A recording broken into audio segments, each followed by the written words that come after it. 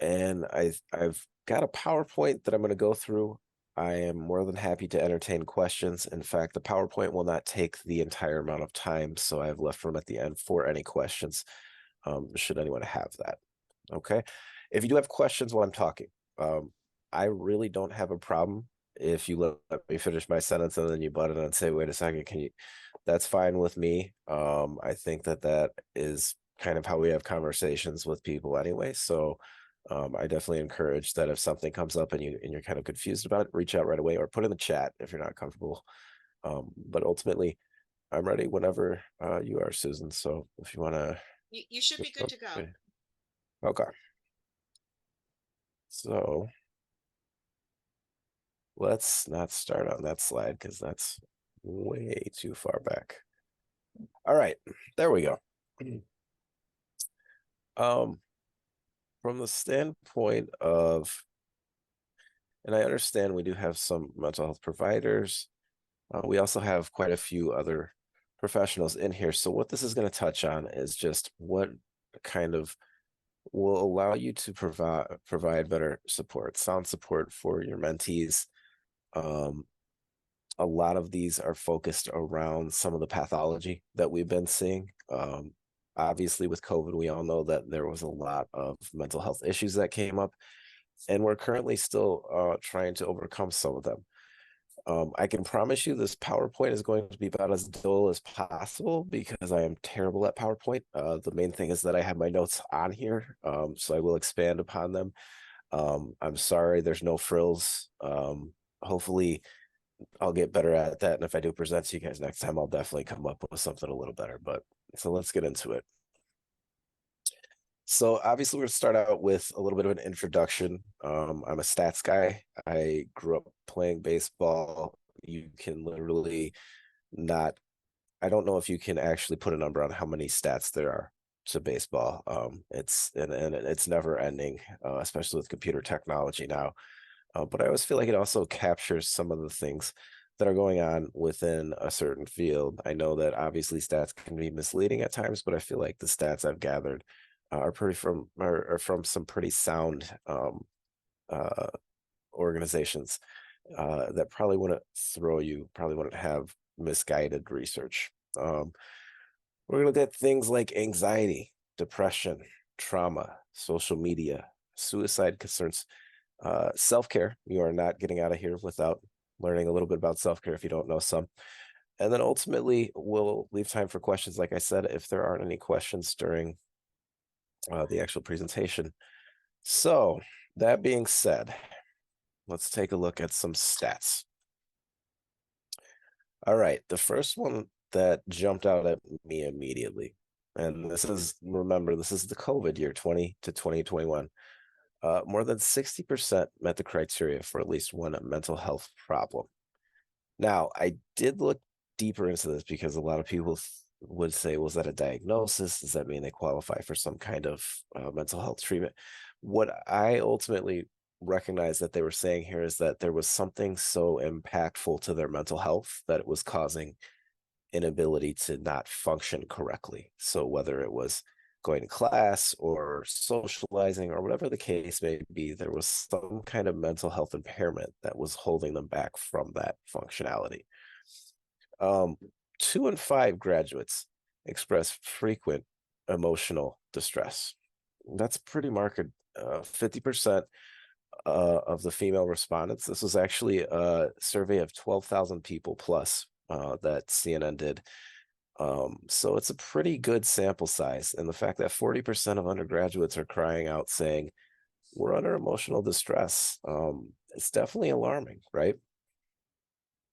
64% of students who dropped out of either high school or college cited some form of mental health issues. Again, it's not to say, so there's obviously 36% that perhaps it wasn't as big of an issue, but it's certainly impactful when you have difficulty functioning, you can't focus, you're anxious, whatever the case may be. It's going to limit your ability to do well in regards to a lot of academic stuff, but also life stuff in general, right? So we've got an interesting stat here. I understand you all work a lot with first generation individuals, perhaps minorities, individuals of color. At mostly white universities, more than half of the students who identified as a race other than white reported feelings of mild depression. So we're talking over 50% of those individuals uh, felt like they were experiencing forms of depression, and 17%, a further 17% said it's moderate or it's even severe. Um, we'll look at social media. I think this is kind of a loaded, this is a loaded issue right now because of a lot of things that are going on. But ultimately, there's a lot of negativity. There's self-esteem issues, loneliness, stress. Uh, it's increasing rates of depression, anxiety, substance misuse, suicidality, all of these things. And it's not meant obviously to do that, but that's ultimately the byproduct that we're getting is some of these sites just kind of put people in such a bad state mentally. Um, the American College Health Association found a poll that 29% of students they surveyed met criteria for suicidal ideation. What ideation is simply the idea if I woke up tomorrow, it wouldn't be that bad. It doesn't necessarily mean they had a plan. It doesn't mean they had a method. It doesn't mean they even had, uh, you know, a reality of engaging in it. But the ideation was there. The idea of, I don't know that I want to live anymore, and that's extreme. I don't know what the questionnaire looked like, but to see that almost a third of individuals in college were having that is concerning. 3% attempted it. That's disproportionate to the national average. The national average is about 1%. So you're looking at a gap of about 2%, which could be thousands of individuals. Excuse me. All right. I will pause real quick. Any questions so far? I just flew through a bunch of numbers. I hope I didn't scare anyone off. I promise you I'll cut back on the numbers and start getting into the facts and how you can help. But anything to add? All right. Well, I'll take that as a no. Okay, let's take a look at anxiety. It's a word we hear a lot. And to be fair, with all that's going on, it's understandable that we do hear this quite a bit. If you're unaware, start at the basis. So we have fight or flight mode. I'm pretty sure most people have heard of this, but just in case you haven't, it's the idea of getting a situation where you have adrenaline pumped into your body to assist a perception for a need of increase in energy. And what that energy is supposed to do is it's supposed to help you fight or it's supposed to help you flee. Um, that's in extreme cases of anxiety, but to be fair, there's certain levels of adrenaline that are pumping in lower levels of anxiety too. It's just not as pronounced. So this would be more of a panic attack, but nonetheless, the adrenaline is still higher in levels of people who have moderate anxiety, things of that nature, right? So then we take a look at constant anxiety. It leads to long-term effects on a lot of our body. It's not just a mental health thing where we can't leave the house. And health issues, look at immune system disorder, cardiovascular problems, digestive system problems. These are all as a result of anxiety. What it is your body is in a constant state of a heightened level, and so you have your body functioning a little bit faster than it should be. There's a lot of things going on, and it wears on you physically. From the mental health issues, there's a constant fear. There can definitely lead to inability to make decisions, low self-esteem, and overanalyzing. I think I can't tell you the number of individuals that I have that say, I can't sleep at night because I'm too busy thinking about everything that happened. My favorite commercial that I saw most recently is a guy is at the airport and he walks through the security checkpoint and the woman tells him, have a nice flight. And he says, yeah, you too. And she is like, what are you doing? I'm not going on a plane. What? And everyone freaks out and everyone makes the biggest deal about the fact that he just kind of misspoke. To be fair, that's kind of what we do in our heads sometimes. Oh, I said this to my boss earlier. I may not have a job tomorrow. And so you go so far down the rabbit hole, it becomes, an anxious reaction. When you look at social issues, you're going to look at withdrawing from friends, and you're going to have limited engagement in extracurricular activities. A lot of that is due to energy. A fair amount of that is due to fear of perhaps public places, and just being judged ultimately. Anxiety at its core, again, you go back to that self esteem. It's really indicative of having anxiety and not being able to trust yourself with your own judgment. So, what are we looking at for our mentees? Let's get into that. Let's throw that out there for you. What are some stressors that we've identified? And to be fair, these are also what a lot of college students. I read a few polls identified. I didn't put numbers on here because I didn't want to scare you guys into thinking I was a statistician or something like that. But academic expectations, right? We have this idea of we have to get straight A's or else we're going to, the world will be over. We will never make it into grad school. We'll never even make it into our second year of college. Where we'll never get into the university we want to get into if we are a high school student. So the academic expectations are one of the most prominent in individuals 17 to 24. You look at living situations. Now, it varies a little bit with high school individuals. You may have difficulty with your parents or whatever the case may be. You are trying to individualize. With college students, especially those living on campus, you have a roommate. They may not pick the roommate. It may have been assigned to you. You're living on your own for the first time. So there's things like upkeep. If no one cleans the dorm room, your parents don't show up to clean it, unfortunately. There's a decent amount of stress coming from that particular aspect. On top of that, finances. Anyone honestly think they can afford college flat out of their pocket, especially a nice university? It is overwhelming right now, the prices that we're seeing for 4 years of tuition at a fairly respectable school, especially if it's out of state. And then you add into things the cost of living, like the idea of just simply wanting to go out to a restaurant. Well, then I'm gonna have to get a job because that's gonna be like half of my rent check right now. So I'm exaggerating a little bit, but and then again, we look at the social situations. These are stressors, romantic, friendships, family, all of that can definitely play a role and can definitely impact us in an anxious standpoint. Now, hopefully, most of the social situations are good, but there's definitely a chance for them to be negative. I will slow down here. Anyone think of any other stressors that may come up for the population that you all provide mentorship to?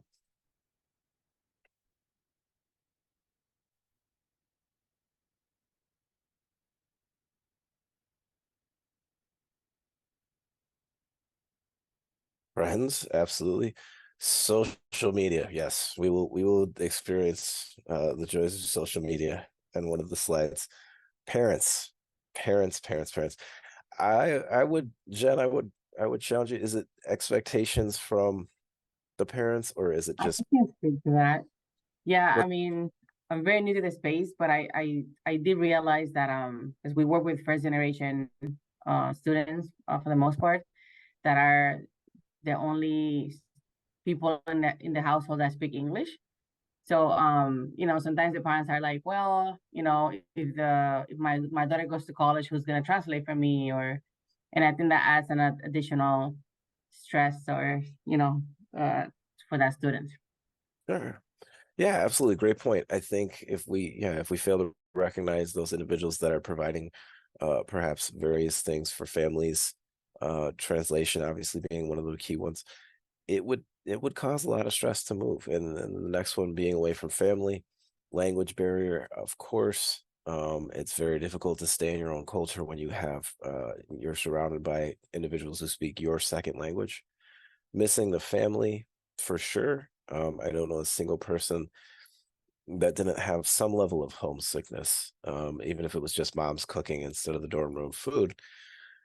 Worrying about college graduation, yes, finding a job, starting a career, being a responsible adult. I always hear the word or the phrase, I don't know if I know how to adult. And I always love that because I don't know if anyone truly knows how to adult. Um, so we do our best to kind of get there in the ways that we can. And mainly it's through learning, from experience, but also from seeing some of the individuals that we trust to teach us that level of functioning, right? All right. Anything else before I move on to the next slide?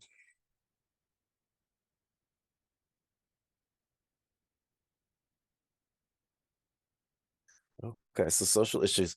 Yes, the political climate. We will get to that absolutely. It is definitely it's we're having a lot of difficulty with the idea of um, conflict between different ideologies and how aggressive people are in pointing that out. Um, Paula says my mentee has anxiety related to okay, yeah, absolutely. Public speaking is one of the highest most it's one of the highest rates of phobia, so to speak. Public speaking is up there with things like death, if you can believe that. Getting sick for the first time away from your house, scary. I'm needy. I need someone to take care of me. And absolutely had a lot of anxiety the first time I caught the flu when I wasn't at home. I thought, this is the end. So these are great. These are great, you guys. In the interest of time, I want to move on. Not to say that there's not a chance for us to keep discussing this later, but let's press forward to depression now. This is a term that a fair amount of individuals use a lot. You may say things like, I'm depressed, or I think I have depression, or whatever the case may be. The clarifier here is that it's more than just passing sadness. It's more than just the day is bad, or you've had a bad couple of days in a row, or whatever the case may be. It's a constant struggle. It's the idea of severe impairment of functioning. Again, that word functioning. But the ultimate thing is, by definition of the APA and the DSM-5, which is what we use to diagnose individuals with depression, we're looking at 2 weeks or more of affliction of just some of these symptoms. There are more than this, but these are the main ones that manifest. You're looking at, obviously, the sad mood is there. There's also loss of energy, interest in hobbies. You're probably not going to be sleeping very well. You're not going to have the appetite that you usually do. Or conversely, you may have an extended appetite to where you're eating more. That can lead to weight loss or weight gain. And that has to be significant. So it has to be with someone who's not exercising, someone who's not trying to, power lift to get muscles and end up bench pressing 300 pounds. It's someone that's basically just kind of losing weight from sitting on the couch and not eating, or the opposite, eating too much and gaining 5% plus. Irritability. Um, I'm a firm believer in the idea anger is a garbage can. It collects all of our negative emotions, and it kind of is more useful to us than a lot of the emotions that we have. So ultimately, when we look at the idea of what anger is actually doing, it's allowing us to keep the fear and the sadness and the confusion and the disappointment and all of those things at bay and just be angry. It's easier to be angrier sometimes than most of those other things. So let's take a look at the effects that it would have on the functioning of your mentees. So we're looking at the idea decrease in grades. That can be from irritability. It can also be from an inability to concentrate. If you can't focus because you have loss of energy, you have loss of interest in a lot of the things that you were doing prior to the depression onset, you're probably not going to do very well. It leads to relationship difficulties. Again, that energy piece is huge, but also there's something to be said about the irritability manifesting in the worst possible situations. When you're just sad all the time and you end up being angry instead of sad, when your partner does something to aggravate you, it usually is an out of proportion reaction. So then there's that piece of interest in hobbies. So you have missing activities, class, work, things like that. And it can ultimately lead to isolation. It's an extreme case, but it's not all that unheard of. Certainly with people who are feeling isolated in general because they've already left their house and their comfort zone. They may isolate even more because they just don't know what else to do. They don't have that support to reach out to. So obviously, hint, hint, there's an opportunity for you to step in and do whatever you can to be some of that support, right? Move on to trauma because I did like the question about the social climate, and the next one on here is trauma. Anyone think of any traumatic situations in the world right now?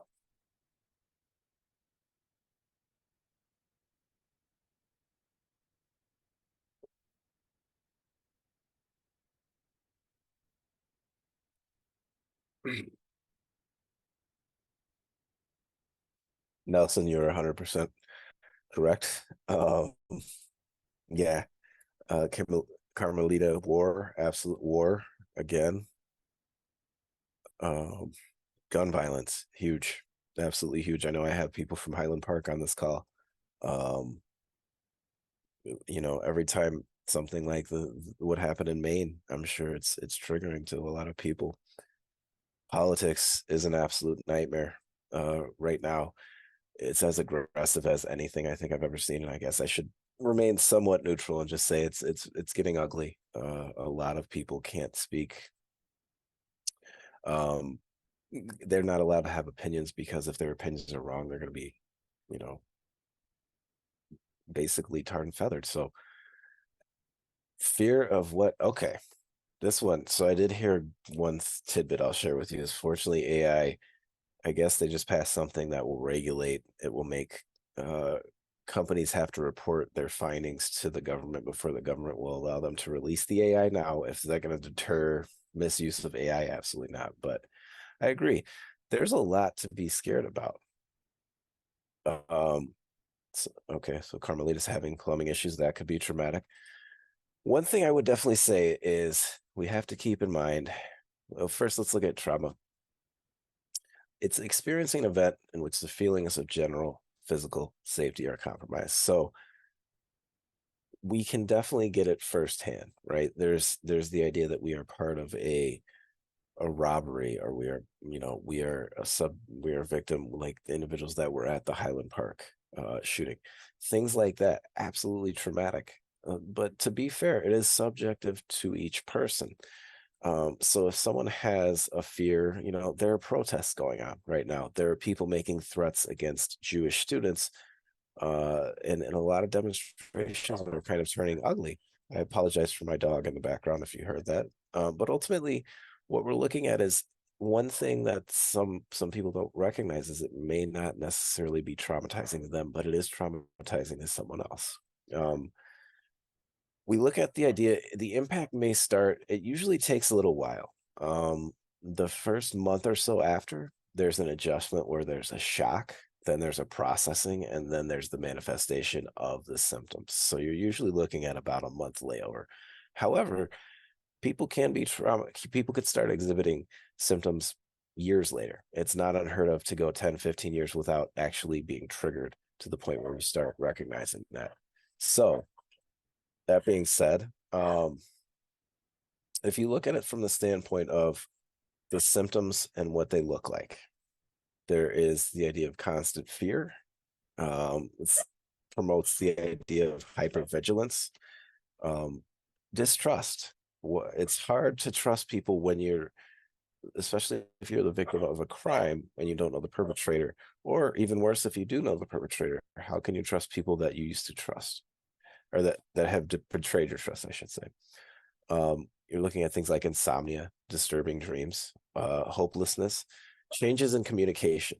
I don't mean that they develop an accent or something like that. More so the idea that someone who used to be very verbose becomes very short with the answers, and maybe just starts, instead of answering in full paragraphs, is answering in like 2 to 3 word answers. So the manifestations, how do they play out? I always look at the 4 A's: aggression, anxiety, avoidance, and agitation. People will become more verbally or physically aggressive. the anxiety kicks in, and there's a fear perhaps to leave the house. There's an avoidance of the situation or of similar situations. If you were in a car accident, you may not want to drive for a while. It may not be that you're just scared of cars, but you can get in as a passenger, you can't get in as a driver. And then the agitation. Again, that kind of leads back to we tend to be irritable because it's a little more convenient for us to be irritable than a lot of other emotions. I will pause here again. Any questions so far?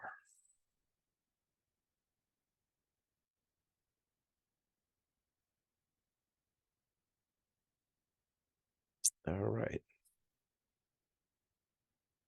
So, social media.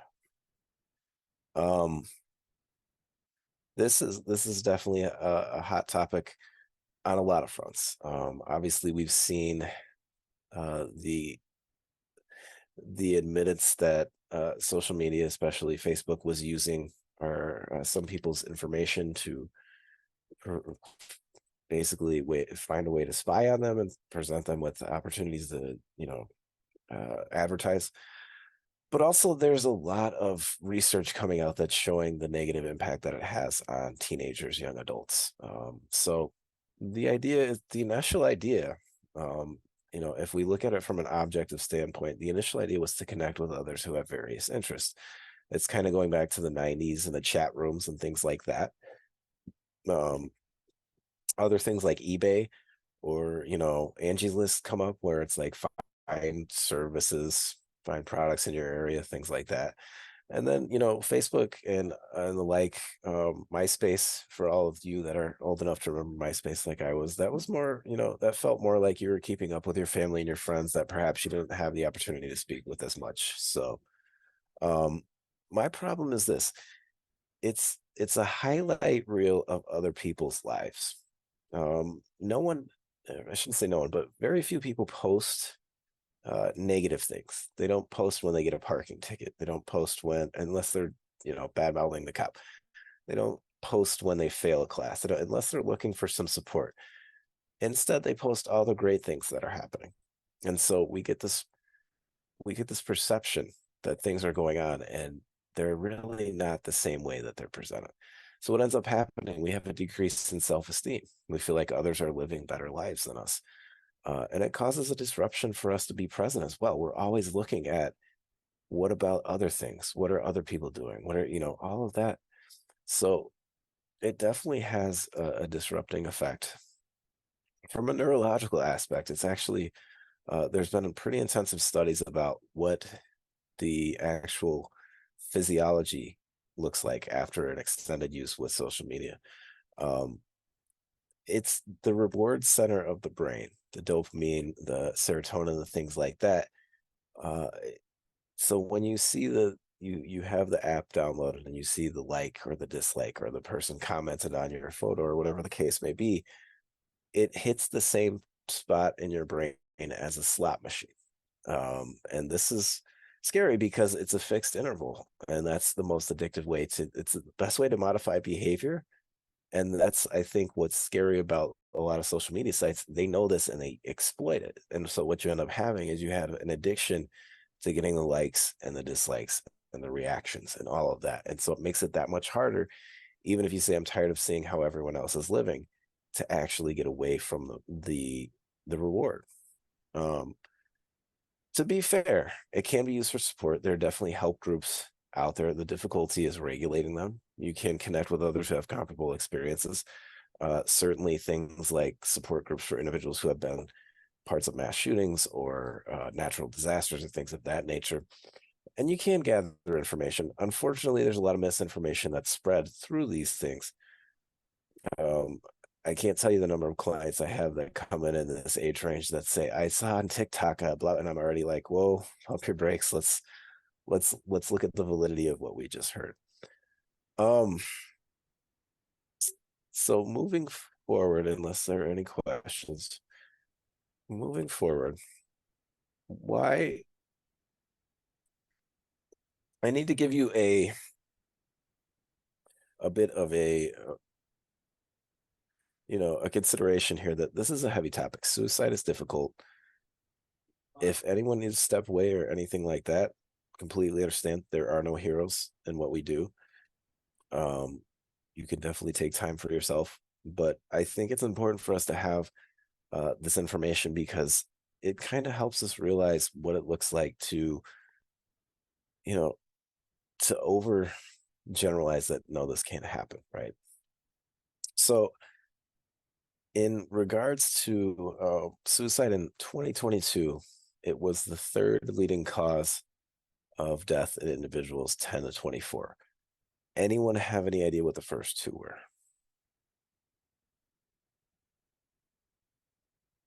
Auto accidents and drug use. So auto accidents is definitely the first one. It's they list it as I believe accidental injury, but car accidents is the top within that realm. Drug use is actually, I believe, number 5.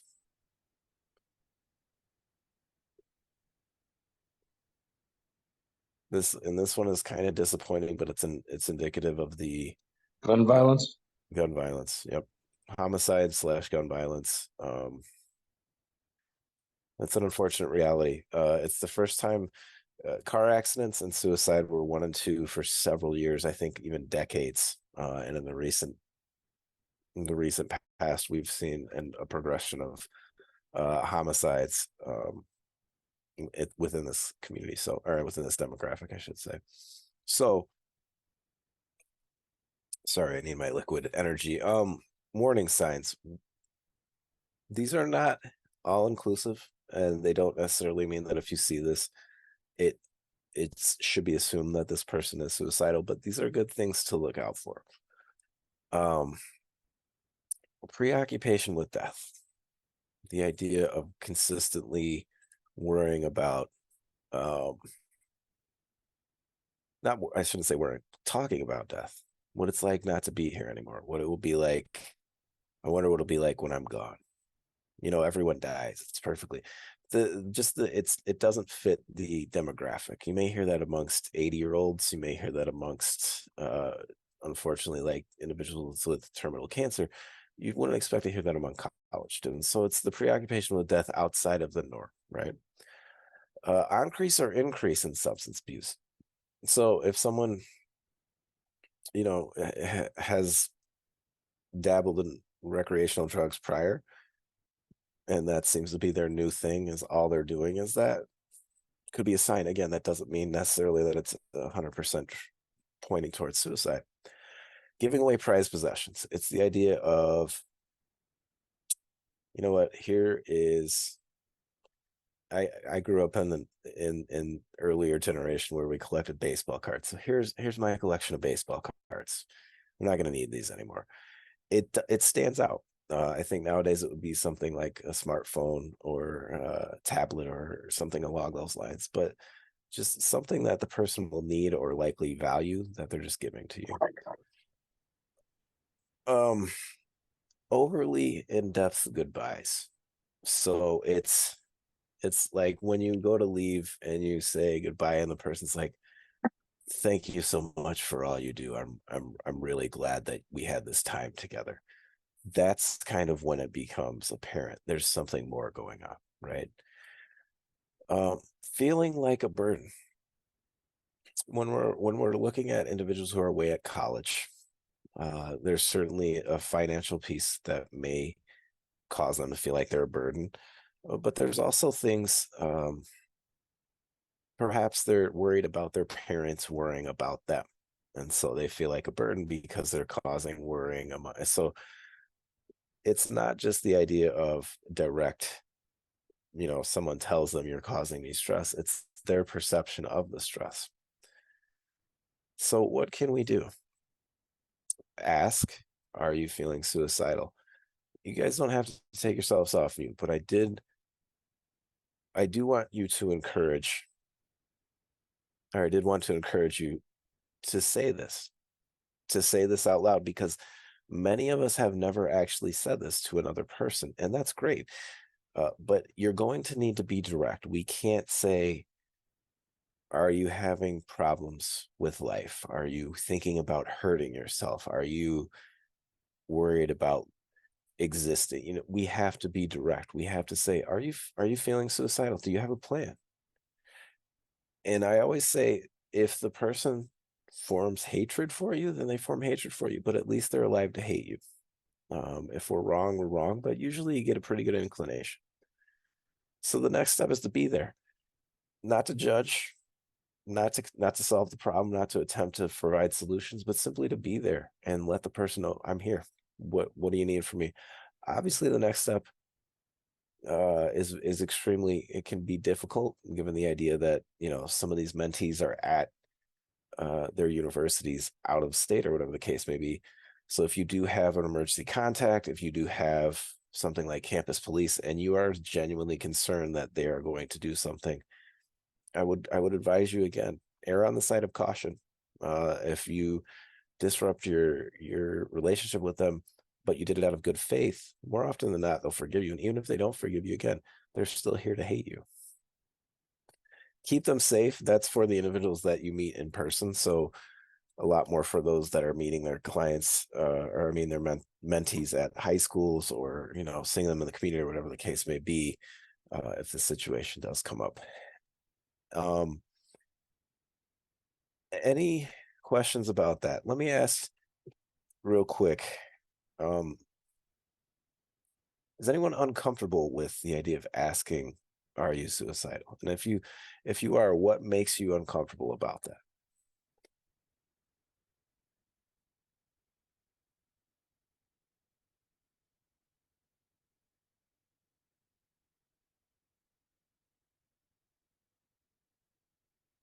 I'll say this, my biggest thing, when I was in grad school, I had a client that basically told me they had cut themselves and they thought they were going to take it to the next level, as they said, something along those lines.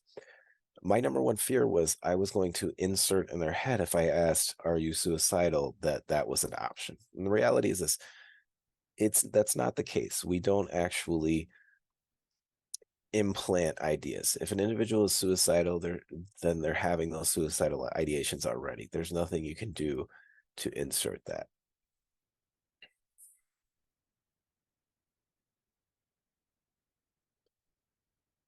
Okay. So,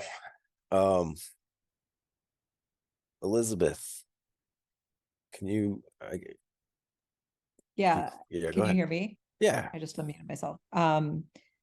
So I'm just curious, obviously, directness is important, especially on such a touchy subject. I think in the past I've used, are you thinking of harming yourself? Because I don't know, suicidal can feel almost like clinical in a way, or I don't know if if that term itself has any particular resonance. So but you feel like that is preferred from your perspective? Are you feeling suicidal as opposed to, are you thinking of harming yourself?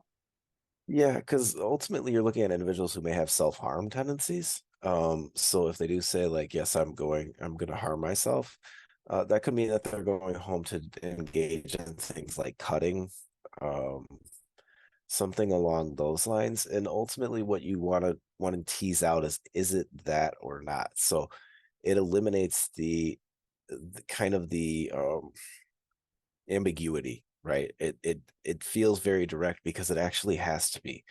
If we dance around it, we're not going to get the information we need. And so, as much as it is uncomfortable, which I completely agree, I still have times where clients, I'll ask them, and I honestly will become lightheaded, just from the shock of having to do that. So it is something, though, that the more direct you are, the more direct of an answer you get, and the more you could be clear on, is it someone that's going to harm themselves, or is it someone that's actually going to try and take their life? That's very helpful. Thank you. Absolutely. All right. So Felicia, I hope I'm pronouncing that right. It is tough. To be fair, healthcare professionals, I don't know that we kind of get used to it at some level, but I don't know that we ever feel comfortable with it. It's a difficult thing for everyone. So I would just normalize the anxiety there of, it's not fun, but you know what? If you care, it's something that, it's almost like you have to go to that level. You have to say, I'm going to fight this discomfort and I'm going to do it for the individual that I care about, right? It's one of the most extreme circumstances you'll come across as a human being, but it's something that if it's necessary, hopefully you can overcome the discomfort.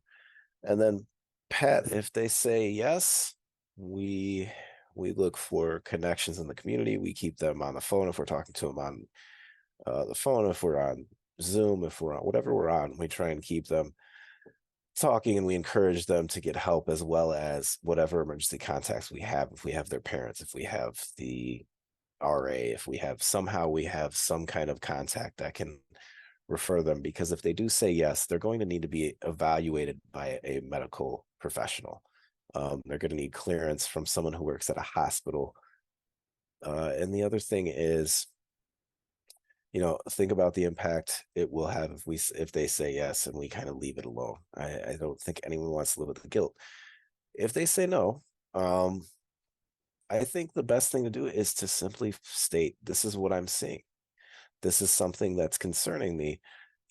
This is why, and kind of disarm them, take them down a level and say, I'm not accusing you. I'm not trying to call you weak, or I'm not trying to do anything of the sort. I'm just concerned. And ultimately, again, they can take it however they want. But if you say you did it in good intentions, a lot of times people will recognize how they were coming across at that point. Okay. Hope that answered the questions. Anyone else? Yeah, I had a question I asked Sure. a bit ago. This is Ted Breiter. I met my mentee one time for lunch, 30 minutes. Great. We're meeting again in a week and a half. This is not a question. Are you thinking about suicide unless you see something, unless you hear something from them that sounds troublesome? I mean, I'm correct in that. Like, that would be very odd if I asked him when we meet for lunch again. No. So about I'm definitely not saying ask this question every time you see them. What I'm saying is, if you see enough of the warning signs, that's when you ask the question. In fact, I would discourage you from asking the question unless it's absolutely necessary. So, yeah, I get it. If you're seeing these warning signs, if you're seeing a deterioration in performance, if you're seeing a concern that this person is trending towards that behavior, then yes, that's when the question comes up. But no, every time you meet the kid, I'll help you if you go in every meeting and say, are you feeling suicidal? It's more of the idea of, if you're seeing these things, then that's where you end up asking the question. Okay. I'm sorry if I didn't make that clear, but it's the idea of not recognizing something and trying to do something about it, rather than, this is not a common conversation you're going to have. Does that make sense, Ted? Yeah. Okay. Yes. I'm Okay. thinking here like we're talking about suicide. I've never, if you saw something, you might bring it up, but if you not a way to build a relationship early on with the No, you junior don't high walk school. in and say, hey, how you doing? Are you suicidal? Yeah, it's not gonna get you real far. Yeah. So absolutely. Okay. Sure. All right. So make no mistake, you all are very much a integral part of someone's life. And when you're relied upon, that can cause some reactions, some of them negative. If they're struggling, it may limit some of the things that we do. We may start picking up on some of the symptoms that they have. So here's what I have for self-care, and this is definitely not exhaustive, but this is some of the things that I usually promote to my clients. The airplane oxygen mask. Anyone want to chime in with what they say if the airplane oxygen mask come down? What does a stewardess or steward say when they give that spiel? They always say put yours first before you try to help others. 100%.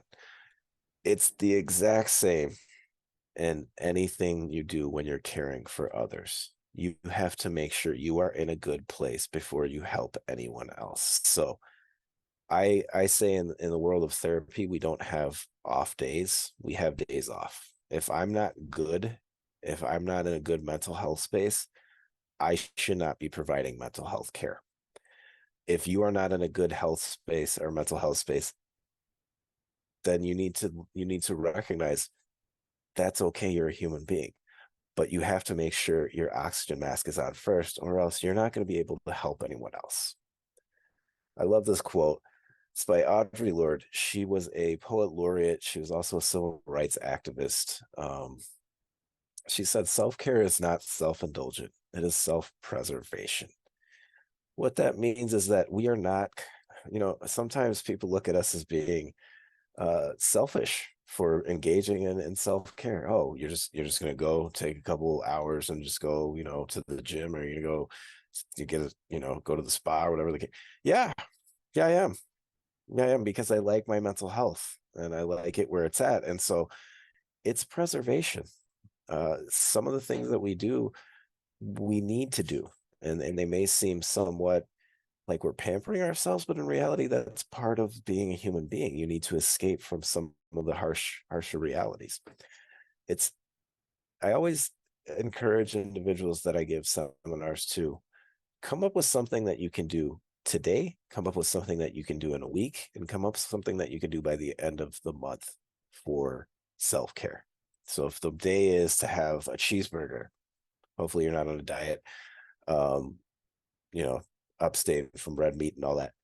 If it's self-care for a week, what can you do? Can you plan to go see a movie? Can you plan to take, some time out of your day? Of course, now it's, winter already, because we already had, Halloween. So it may be tough to go out for a walk, but planning outdoor activities, things like that. And then long term, can you plan something more extensive? Can you plan maybe a weekend away or what have you? Things like that, right? Rely on resources. Now, here's the funny thing. I just dogged social media and the like. There are apps. Okay, I'm jealous of you, Jackie. How dare you? So I just dogged social media. It's not the same. There's an app called Calm. I use it extensively. I recommend I think it's $89.99 a year. Of course they're going to get you at the checkbook somehow, but it is very good. It has guided meditation. It has stories and books to fall asleep by. It has simple things like motivational quotes that you can look at. It's all of these things, and there are quite a few of them. Calm is just the leader on that forefront. Don't forget, your family and friends are there for you. A lot of you, I'm sure, are very strong people. That's why you're mentors. That's awesome. Don't forget that your family and friends can also help you too. I think sometimes we turn into people who think that, well, I'm strong, I don't need your assistance, I can get through it myself. That's really rare. I'm a therapist, so obviously I put therapy on here. This is not to say that everyone needs to run to therapy, not that we need to flood the calls or the hotline with calls, but just something to consider when you're drained. There's a process you can go through to get rid of some of that negativity. And ultimately, never be afraid to say, I'm not sure. We do not have all the answers. Not a single person on this call. If you do, let me know. Let me write the foreword to your book when you put it out. I'll take like 1% of the profits and I will be infinitely rich, because people will buy that book. We don't know everything. So if someone asks you, if your mentee asks you, hey, I have this class and I don't know if it's the right class or not, what do you think I should do? I am not sure. Let me get back to you on that. Perfectly acceptable. You don't need to save the world every single time. Okay. All right. Ran through it. Got a couple minutes for questions. Anyone, any questions at all? Any hate mail? No, I'm kidding. Anything that you all feel I left out, or anything along those lines?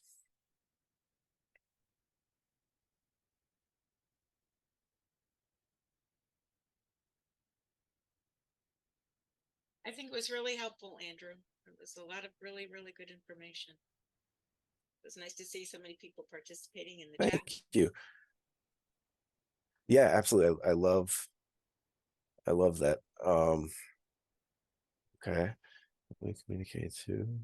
Now you have lots of questions. Yeah, that's fine.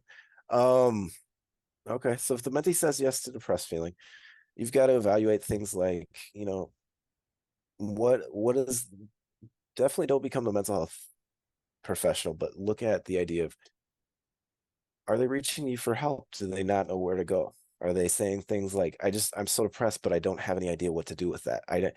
And then it's things like, well, let's look at some of the solutions. You can always do solution focused conversations. Would you be open to seeing a therapist? And even, here's the thing, people think that therapy is a death sentence. You're going to be with us until you die. No, no. In fact, my job is for you to fire me. I want you to be functioning so well that you walk into my office one day and say, I don't think I need you anymore. So it's definitely not something to say, it's not to take it too far to say, do you think you benefit from at least seeing a therapist to see if there's something that they can do for you? But in the meantime, it's providing support. It's continuing to surround them with other resources. If they have family or friends in the area, definitely encourage them to engage with that and do their self-care activities as well. And as far as CBO, I don't know what their protocol would be. Susan, I don't know if that one's for you, but it was, if Menti says yes, what should we do? Well, yeah, and this has happened in the past. They come to me usually. It depends. I mean, if somebody says they're suicidal, then you have to get help immediately. But if they're just, if they're saying they're depressed or anxious or things like that, and the mentor doesn't know, how to help them, get the care that they need, like you said, are you open to therapy? Are you open to doing certain things like that? Usually they let us know. And we have some resources that we put the students in touch with. Sometimes we have to get counselors at school involved. I mean, it just sort of depends on the circumstance. But we always get somebody involved. Yes. Yeah. So, Jackie, if I'm hearing you correctly, the idea is, and I'm sorry, by the way, Elizabeth, yes, great idea. You absolutely need to model. You can't just say, you can't just preach, you have to do. But Jackie, so if I'm hearing you correctly, the idea is to avoid telling parents like the mental health concerns that you're having. So we try to avoid having the mentors talk directly to the parents, because the mentors and the mentees have their own special relationship. It's not to say we don't want the parents to know. So if you tell me or somebody else on the staff or your mentor person on the mentoring committee, and then we can speak to the mentor, the parents for the mentor, as opposed to the mentor getting the parents involved. We've had that happen before, and then the students feel betrayed by the mentor. We'd rather have them like hate us staff than the mentor that they're building relationship with. Sure, Yeah, absolutely. that's what I have, Matt. Thank you, Susan. Okay. Yeah, Nelson, great point. Um, the idea of, if someone has just, if they're close to someone who's committed suicide, that is absolutely one of the things to look out for. I don't want to alarm everyone and say, if someone brings up the fact that someone else they knew committed suicide, they're automatically suicidal. But there is definitely what we would call a little bit of a downhill effect going on with that. Get them the resources. They lead you. So this is for everyone that has a little bit of confusion. Don't run right into, someone died. Are you suicidal? No. Don't run full speed into that. Gauge their reaction. Gauge how they're doing. Gauge if all of a sudden they say things like, I guess it wouldn't be so bad if I did the same thing, or say, okay, now there's some red flags being put up, right? So now we need to intervene at a level that we make sure that they're safe, and that's the biggest thing that we want to walk away from. Okay. Anything else?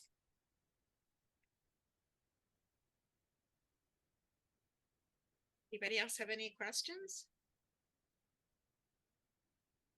Well, thank you, Andrew. We really appreciate I got one more. So longer follow-up. Is that for me, Pat? Is that for me or for Susan? I think probably for you. No.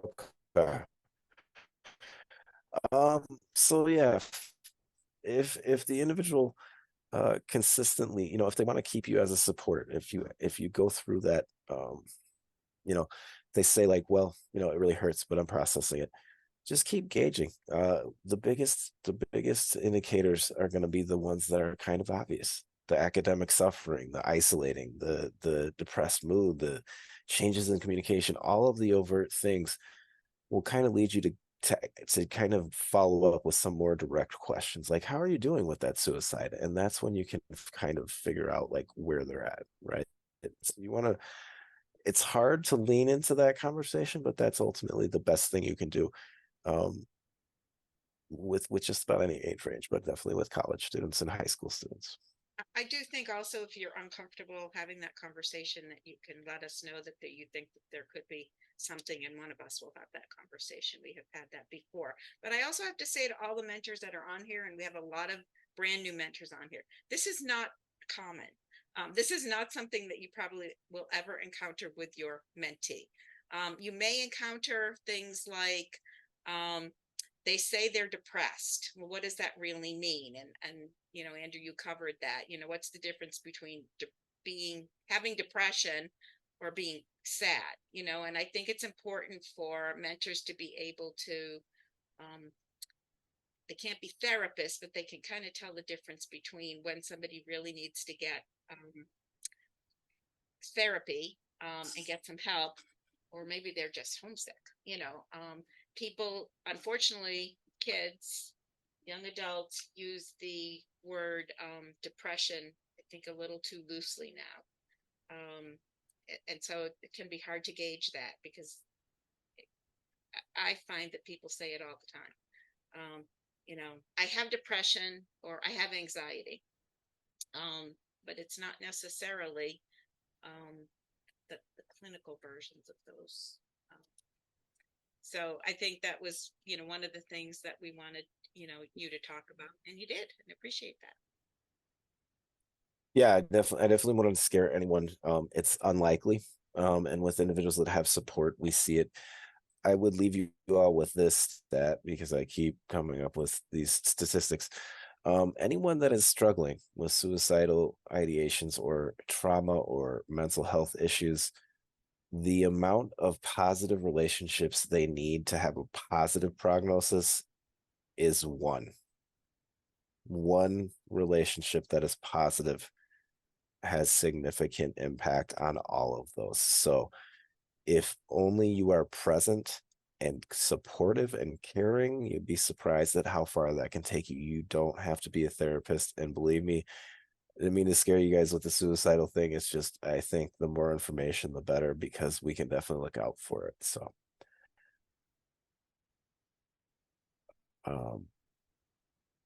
that's all I got. All right. Thank you so much, Andrew.